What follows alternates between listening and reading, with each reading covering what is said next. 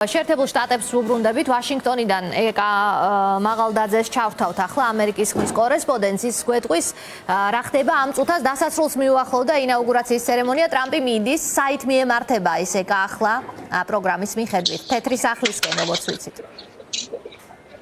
დიახ, ის საბოლოოდ თეთრ სახლში გაემართება, თუმცა მანამდე რამდენიმე ღონისძიებაა კვლავ დაგეგმილი, ის შეჩერდება ცოტა ხანს დაჰყოფს კვლავ კონგრესში არის საპრეზიდენტო ოთახი, ის სავარაუდოდ იქაც მოაწერს გარკვეულ ბრძანებებს თუ გადაწყვეტილებებს ხელს, გაიმართება მცირე საზეიმო ლანჩი, ასევე მან კონგრესიდან გამოსულმა უნდა შეამოწმოს ტრადიციის თანახმად ამერიკის შეერთებული შტატების შეიარაღებული ძალების სამხედრო მზაობა და მხოლოდ ამის შემდეგ ის გაემართება თეთრ სახლში, მან უკვე დაანონსა თავისი საინაუგურაციო გამოსვლისას, რომ არაერთ ძალიან მნიშვნელოვან აღმასრულებელ ბრძანებას მოაწერს ხელს როგორც დღეს, ისე უახლოეს დღეებში და როგორც მოსალოდნელი იყო, მან ძალიან ბევრი ისაუბრა იმიგრაციაზე, ენერგეტიკაზე, კლიმატზე და ასე შემდეგ, აი ამ საკითხებზე, რომლებზეც ყურადღებას ამახვილებდა მთელი კამპანიის განმავლობაში. კი ბატონო, ეკა ასევე მინდა კითხო, ხომ არ ქონია გადაკვეთა ქართველებთან, საქართველოს პრეზიდენტი იმყოფება კადრშიც გამოჩნდა, ერთ კადრში არის თუ არა ეს ერთი და იგივე სივრცე,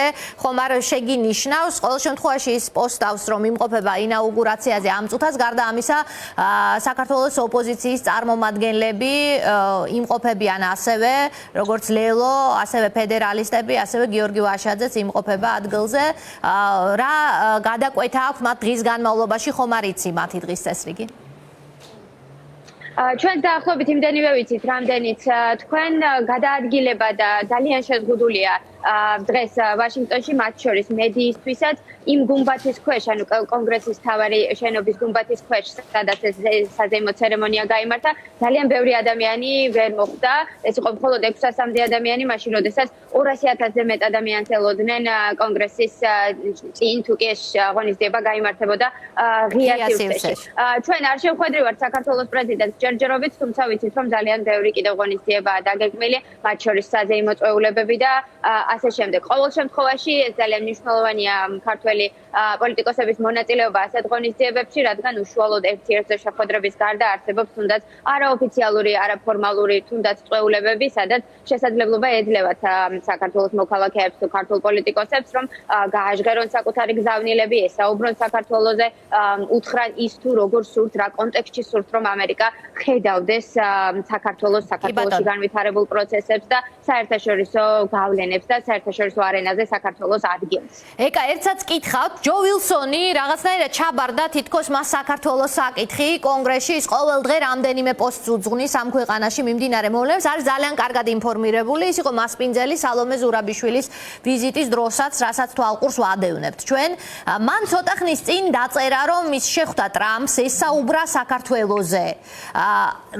ჩვენ როგორ შეგვიძლია გავიგოთ მისი გზავნილები? ტრამპთან შეხვედრის შემდგომაც ის განაგრძობს იმ ხაზს, რაც საქართველოს მოქალაქეების უმრავლესობის სურვილების გამჟღერებელია პრინციპში. შეიძლება ეს იყოს რაღაცნაირი მინიშნება ტრამპის სამომავლო პოლიტიკის, როგორ აღიქვით ეს შეერთებულ შტატებში მომუშავე ჟურნალისტებმა? ძალიან ბევრს, როგორც ანალიტიკოსებს, ისე თვით რესპუბლიკელ კანონმდებლებსაც კი უჭირთ კონკრეტულად იმის თქმა, თუ როგორი შეიძლება იყოს დონალდ ტრამპის კონკრეტული გადაწყვეტილებები და ნაბიჯები, რადგან იცით, რომ ის არ არის ყოველთვის ადვილად პროგნოზირებადი პოლიტიკოსი. თუმცა ჩვენ ვესაუბრეთ ჯო ვილსონს მას შემდეგ, რაც მან დაწერა ტვიტერზე იმის შესახებ, X-ზე იმის შესახებ, რომ ის საქართველოს შესახებ ესაუბრა დონალდ ტრამპს და პირადად მე ვკითხე ჯო ვილსონს, რა უთხრა მან და რა მოისმინა მისგან. მან თქვა, რომ უთხრა, რომ საქართველოში არჩევნები გაყავდა და რომ საქართველო ამერიკის ყურადღებას იმსახურებს. ჯო ვილსონს სჯერა, რომ დონალდ ტრამპისთვის და მისი ადმინისტრაციისთვის ეს საკმარისია იმ სხვა ინფორმაციასთან ერთად, რასაც ის მიაწვდის და სხვაებიც მიაწვდიან, იმისთვის, რომ საქართველოსი დაინტერესდეს. ერთი საინტერესო საკითხი, რაც ჯო ვილსონის აქტიურობასთან არის დაკავშირებული, არის ასევე ის, რომ რესპუბლიკელი კანონმდებლები, რომლებსაც ჩვენ ვესაუბრებოდით ბოლო კვირების თუ თვეების განმავლობაში, ძალიან საგულისხმოდ და ნიშანდობლივად ბოლო დროს საქართველოზე საუბარს, საქართველოში მიმდინარე პროცესებზე საუბრობენ იმ კონტექსტში არა მხოლოდ დემოკრატიის, ადამიანის უფლებების, ან თუნდაც რუსეთის გავლენის როგორც პრობლემის კონტექსტში, არამედ როგორც საქართველოს მთავრობაზე საუბრობენ, მოქმედ მთავრობაზე, როგორც ჩინეთთან და ირანთან მეგობრულად განწყობილ ხელისუფლებაზე. და როგორც ჯო ვილსონისგან ვიცით და სხვა რესპუბლიკელი კანონმდებლებისგანაც, ეს არის ძალიან მნიშვნელოვანი პრიორიტეტი, თავად დონალდ ტრამპისგანაც ჩვენც ვისმენთ ამას.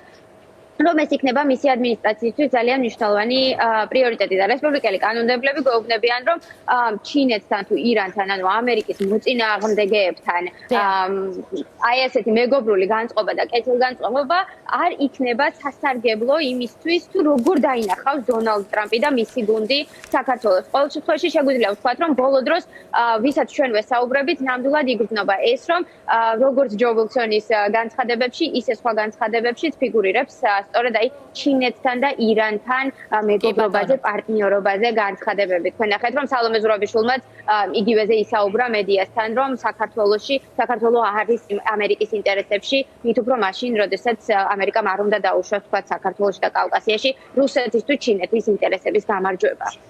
კი ბატონო, ეკა დიდი მადლობა, შენ აგრძელებ მუშაობას შეერთებულ შტატებში, ჯერ მხოლოდ შუა დღეა და წინ ერთ-ერთი ყველაზე მნიშვნელოვანი დღეა. დაგიბრუნდებით საინტერესო სიახლეების არსებობის შემთხვევაში. მადლობა, ეკა მაღალდაძეს უსმენდით და